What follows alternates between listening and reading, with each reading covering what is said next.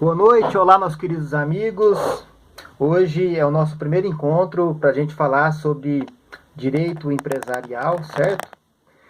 A gente começou estudando um pouco do direito tributário nos primeiros vídeos, depois começamos com o direito econômico e pela ordem aqui, seguindo o estudo pelo livrão do edital, nós vamos entrar hoje no assunto do direito empresarial, certo? Direito empresarial, o primeiro ponto que a gente começa a tratar no item 1 é o entendimento primeiro sobre direito comercial, que é um nome antigo para o direito empresarial, que na verdade hoje não se usa mais, mas o direito empresarial hoje é o antigo direito comercial, né? Porque hoje as empresas, o sistema financeiro, o sistema de mercado está bem mais evoluído e aquele conceito apenas de comércio, que o comerciante era aquele que intermediava o encontro do produtor com o consumidor e fazia esse meio de campo aí, hoje é uma situação bem mais abrangente e nós vamos aqui vendo o item 1.1, que a gente vai falar sobre a origem, evolução histórica, autonomia, fontes e características desse direito comercial, como a gente está começando a tratar do assunto e do tópico do direito empresarial. Numa visão econômica, podemos dizer que constitui o comércio uma atividade humana que põe em circulação a riqueza produzida, aumentando-lhe a utilidade. O homem tende a viver em grupo para atender às suas necessidades, porque não as atende de forma isolada.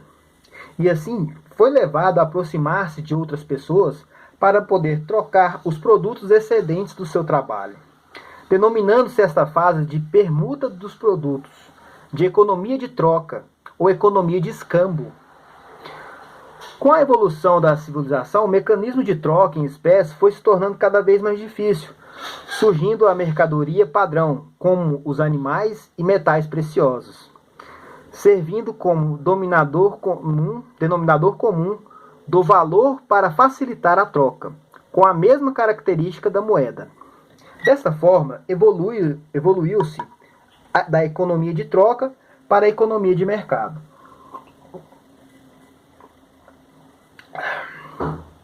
onde o produtor não mais produz o seu produto para a troca, mas sim para vender, adquirindo moeda para aplicá-la em um novo ciclo de produção. O direito comercial surge na Idade Média, com o desenvolvimento mercantil. Nas civilizações antigas, existiam regras rudimentares desse direito. Mesmo na Roma antiga, não houve um direito especializado para regular as atividades mercantis, uma vez que a sua organização social era estruturada principalmente sobre a propriedade e a atividade rural. Surge com regras próprias a partir do século XII, nas corporações de ofício. Podemos dividir a história do direito comercial em 4 períodos assim estabelecidos. Primeiro período do direito comercial. Neste período, o direito comercial é o direito aplicável aos integrantes de uma específica corporação de ofício, a dos comerciantes. Adota-se assim um critério subjetivo para definir seu âmbito de incidência. Como exemplo de institutos existentes nesse período, temos a letra de câmbio, os bancos e o seguro. Letra de câmbio, os bancos e o seguro. Segundo período. Surge como um processo de unificação nacional na Inglaterra e na França, onde houve a uniformização das normas jurídicas sobre as atividades econômicas.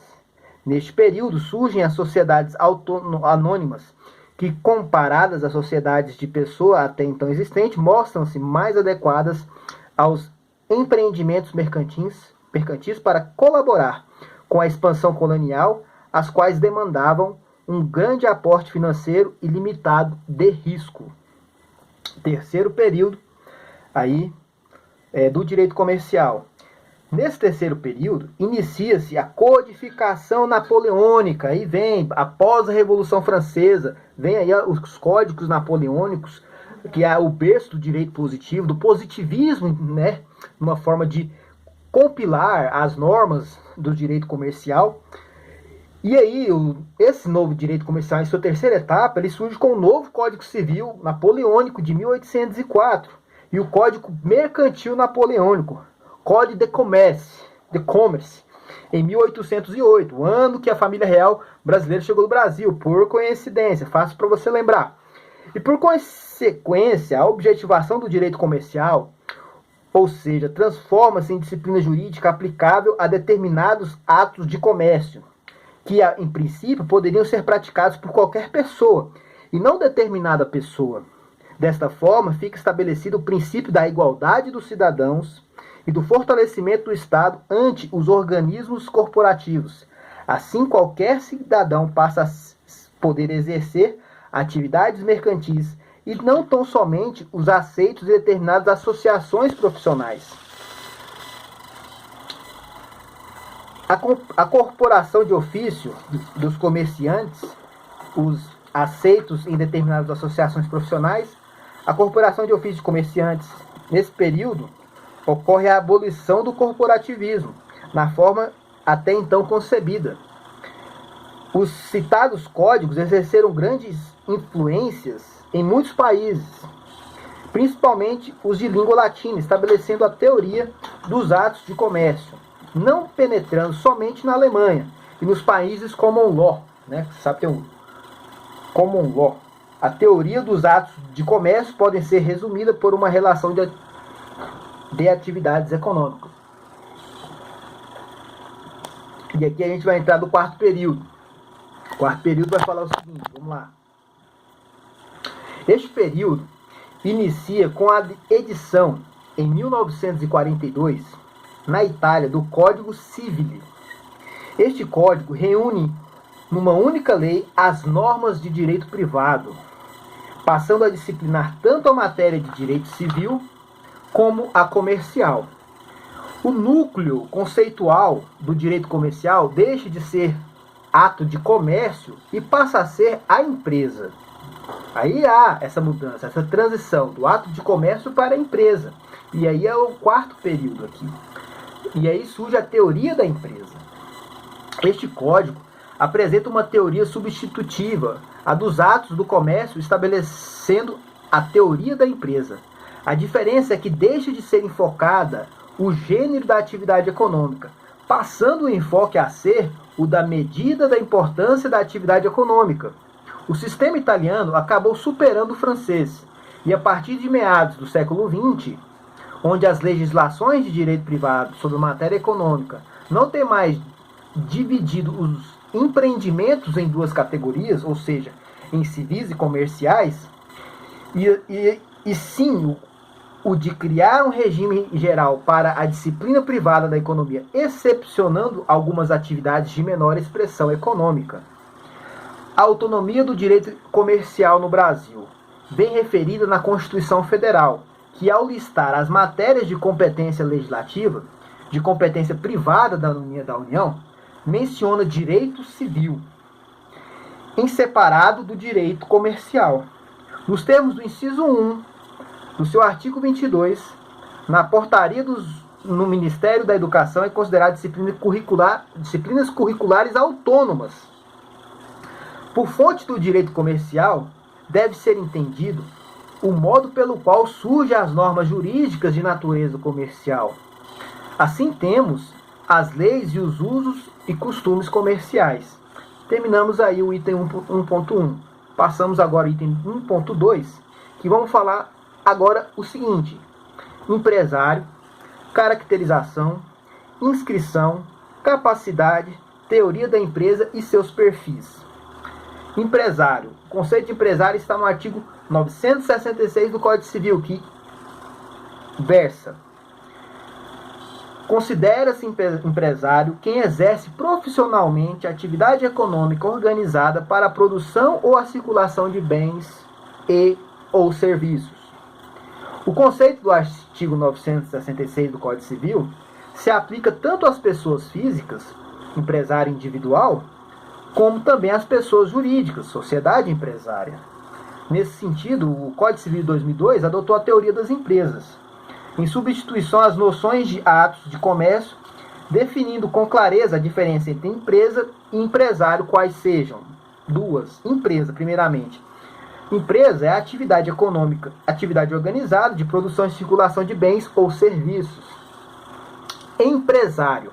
O empresário é a pessoa física ou jurídica que exerce a empresa profissionalmente. Portanto, a empresa é a atividade exercida pelo empresário. Assim, é algo abstrato.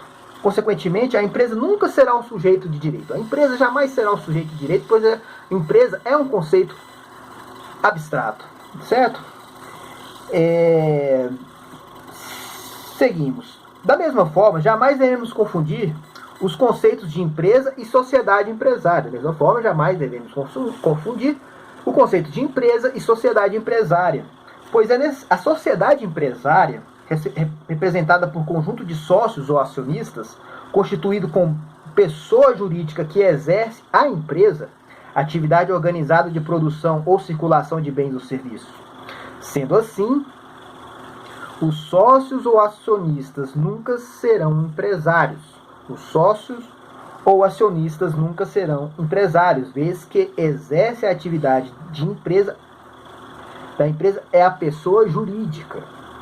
Por outro ângulo, também não podemos confundir o conceito de empresa com o conceito de estabelecimento empresarial, já que o estabelecimento é o conjunto de bens materiais e imateriais. Guarde bem isso aí. O estabelecimento comercial é o conjunto de bens materiais e imateriais reunidos no intuito de ser usado na atividade da empresa. Assim, o estabelecimento empresarial é o objetivo da atividade empresarial. Resumindo, empresa, atividade organizada de produção ou circulação de bens ou serviços. Empresa, vamos lá. O que é empresa? Atividade organizada de produção ou circulação de bens ou serviços. Atividade organizada de produção ou circulação de bens ou serviços. Empresário. O que vem a ser empresário? É a pessoa física ou jurídica que exerce a empresa profissionalmente.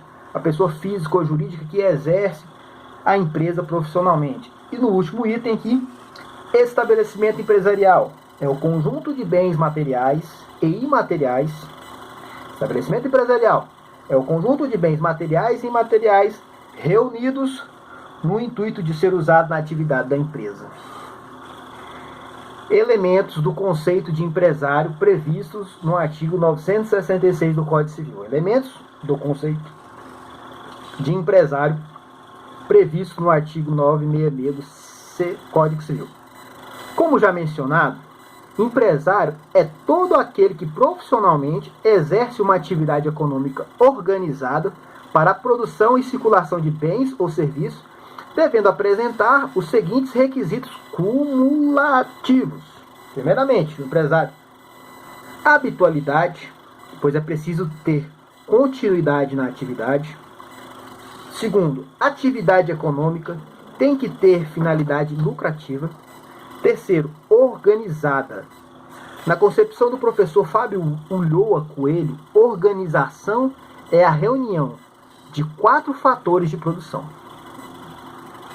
mão de obra, matéria-prima, capital e tecnologia. Faltando a reunião de qualquer desses fatores, não será considerado empresário individual, nem mesmo sociedade empresária, mas sim sociedade simples. Terminamos aqui a explanação da primeira parte do direito empresarial, em que entramos no direito comercial, falamos do item 1.1, a origem, evolução histórica, autonomia, fonte e características. Falamos sobre o que é empresário e o que é empresa. Depois aqui falamos sobre os elementos que constituem o empresário de acordo com o artigo 966 do Código Civil, os 3 elementos e depois os 4 fatores, né, do que se pode se considerar, de acordo com o Fábio Ulloa Coelho, sobre o que é a organização. Na próxima aula a gente vai voltar aqui a falar de direito empresarial, só que dessa parte para frente vamos começar aqui o que é o Código Civil o Código Civil de 82 não considera como atividade de empresário, ok? Grande abraço.